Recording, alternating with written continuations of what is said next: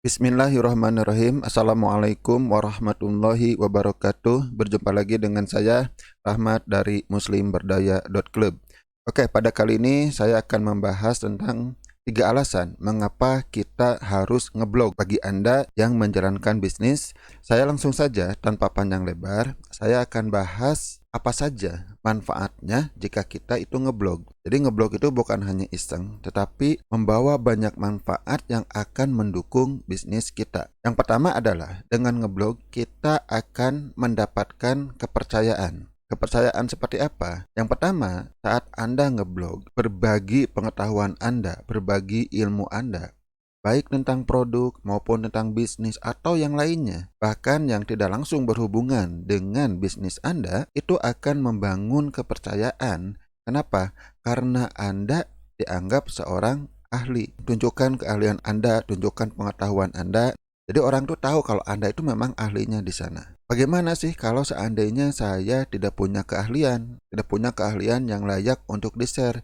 Itu pun gak masalah. Dengan ngeblog kita juga bisa bercerita, banyak cerita di sana. Silahkan ceritakan saja opini Anda, pendapat Anda, apa yang Anda pahami, ya silahkan ceritakan di blog Anda. Hal-hal seperti ini bisa membuat Anda menjadi lebih akrab dengan orang yang membaca blog Anda. Nah, dari akrab juga akan memunculkan kepercayaan. Kenapa? Karena kecenderungan orang akan lebih percaya kepada orang-orang yang dia akrab.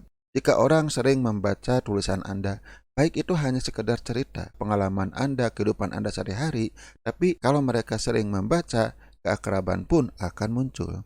Dan setelah akrab, mereka pun akan percaya kepada Anda. Kemudian yang ketiga, dengan blog Anda bisa membangun branding. Bukan membangun brand perusahaan, tetapi membangun brand Anda sendiri. Ya, silakan Anda buat blog, bisa dengan nama Anda atau tidak juga nggak masalah. Misalnya dengan menggunakan sebuah tema, misalnya blog parenting, ya nggak masalah. Tapi di sana kan nama Anda muncul. Sebagai author Anda muncul, Anda buat di bawahnya ada nama Anda dan sebagainya, sehingga personal branding Anda terbentuk.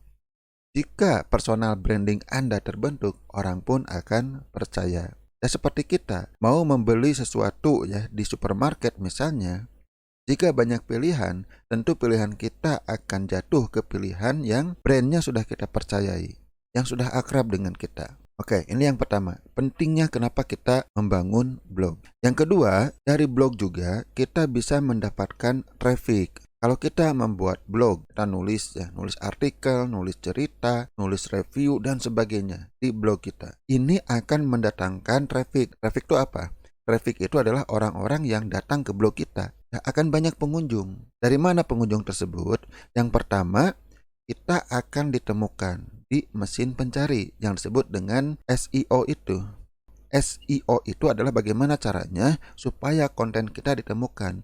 Dan blog salah satu cara yang paling bagus supaya konten kita ditemukan. Yang namanya blog, kita tidak hanya mengisi 1 atau 2 konten. Kita terus mengisi konten setiap hari, terus semakin banyak konten yang ada di blog kita, maka peluang ditemukan pun akan semakin besar. Nanti kalau orang sudah datang ke blog kita, mereka pun akan membaca konten yang lain, dan sebagainya, jika konten kita cukup menarik. Kemudian yang berikutnya, ada potensi viral. Tidak sedikit konten di blog itu viral. Bagaimana cara viral? Sebenarnya ada ilmunya. Tapi semakin sering Anda menulis konten, mungkin 1 dari sekian banyak konten Anda itu akan viral dan itu akan sangat bermanfaat. Yang penting Anda rajin nulis dengan harapan minimal nanti ada beberapa konten Anda akan viral.